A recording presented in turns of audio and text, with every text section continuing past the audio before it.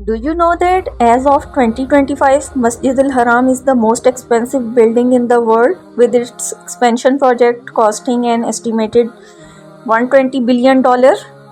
Hello and welcome to our channel. So guys, आज हम आपके साथ शेयर करने वाले हैं बहुत ही ज़्यादा इंटरेस्टिंग और अमेजिंग फैक्ट्स अबाउट मस्जिद अल-हराम।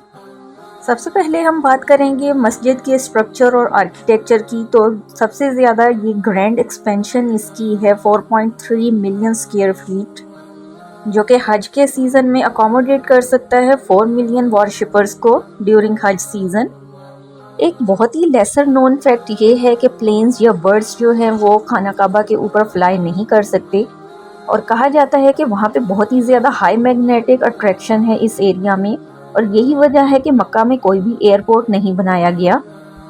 खाना काबा की कीज़ जो हैं वो बनी शाइबा को दी गई थी हुज़ूर पाक सल्लल्लाहु अलैहि वसल्लम के दौर में, और उन्होंने ओवर 1500 ईयर्स उन कीज़ को अपने पास रखा।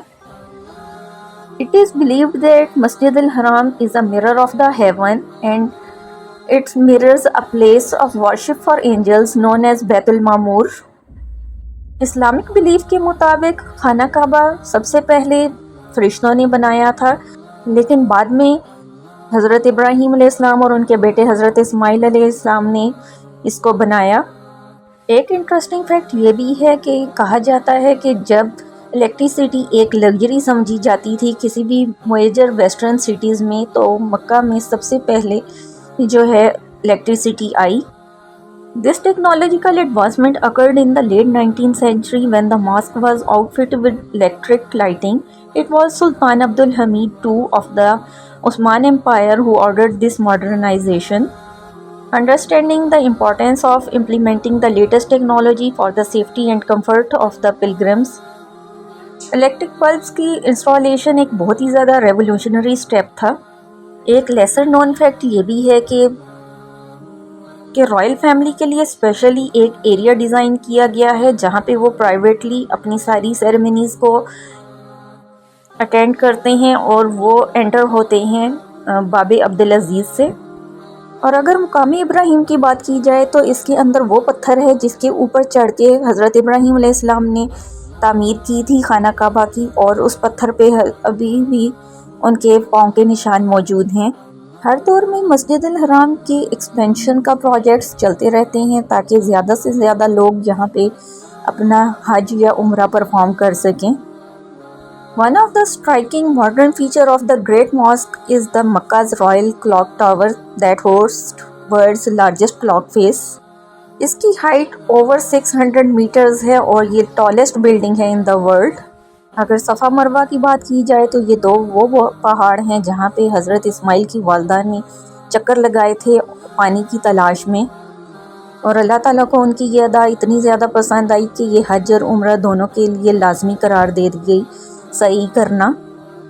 For many non-Muslims, this can be a surprising fact that they cannot enter in the Makkah. They can learn about its history, architecture and significance through literature and documentaries. The ban is enforced by the Saudi authorities, and there are checkpoints at all roads leading into the Makkah to ensure that the regulation is upheld.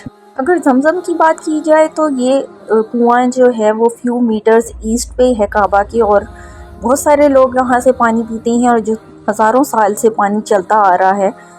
खाना काबा के अंदरून हिस्से की बात की जाए तो यहाँ पे 2 दरवाजे हैं जो पहले बनाए गए थे, और जहाँ से लोग अंदर दाखिल होते थे और फिर नवाफिल अदा करके दूसरे डोर से बाहर निकल जाते थे, लेकिन अभी दूसरे दरवाजे को बंद कर दिया गया है मुकम्मल तौर पे, जो अभी सिर्फ किस्वा को चेंज करते वक्त खोला जाता है। खाना काबा के अंदरून हिस्से में सिर्फ रॉयल्स या बहुत ही ज़्यादा VIPs जो हैं वो अंदर एंटर होके नवाफिल अदा कर सकते हैं। खाना काबा का ये दरवाज़ा खोला जाता है जस्ट सफाई वगैरह करने के लिए या फिर किस्वा को चेंज करने के लिए। और अगर जमजम की बात की जाए तो ये बहुत ही ज़्यादा वेल मैनेज्ड है और मेंटेन किया जाता है by Saudi government, and is subject to regular quality inspections to ensure water remains safe for consumption. और कहा यह जाता है कि जमजम भी एक मौजज़ा था हज़रत इस्माइल की एड़ियों से जो निकला पानी उनकी प्यास को बुझाने के लिए। خانہ کعبہ کو کور کیا جاتا ہے کالے بہت ہی بڑے سلک کے کپڑے سے جس کو کسوہ کہا جاتا ہے، اور یہ ہر سال چینج کیا جاتا ہے، اور اس کو بنانے کے لیے اسپیشلی سارا سال ریشم کے کیڑوں کو اسپیشلی پالا جاتا ہے اور بہت ہی اچھی کوالٹی کا سلک پیدا کیا جاتا ہے جس سے پھر یہ کسوہ تیار کیا جاتا ہے۔ کسوہ کے اوپر قرآن پاک کی آیات کو سونے سے لکھا جاتا ہے، اور پھر جب یہ چینج ہوتا ہے تو ہر سال اس کی چھوٹے چھوٹے ٹکڑے مارکیٹ میں دے دیے جاتے ہیں۔ اگر حجر اسود کی بات کی جائے تو یہ خانہ کعبہ کے ایسٹرن کارنر پر ہے، اور اس کی بہت ہی زیادہ یونیک سٹوری ہے، اور کہا جاتا ہے کہ یہ سٹون اسپیشلی جنت سے آیا تھا اور بالکل دودھ کی طرح سفید تھا، بٹ یہ لوگوں کے گناہوں کی وجہ سے کالا ہو گیا۔ اس کو چوما اس لیے جاتا ہے کہ ہمارے پیارے نبی نے اس کو چوما تھا۔ So guys, I hope you enjoyed the video. If you like the video, please like, share and subscribe to my channel. Thanks for watching.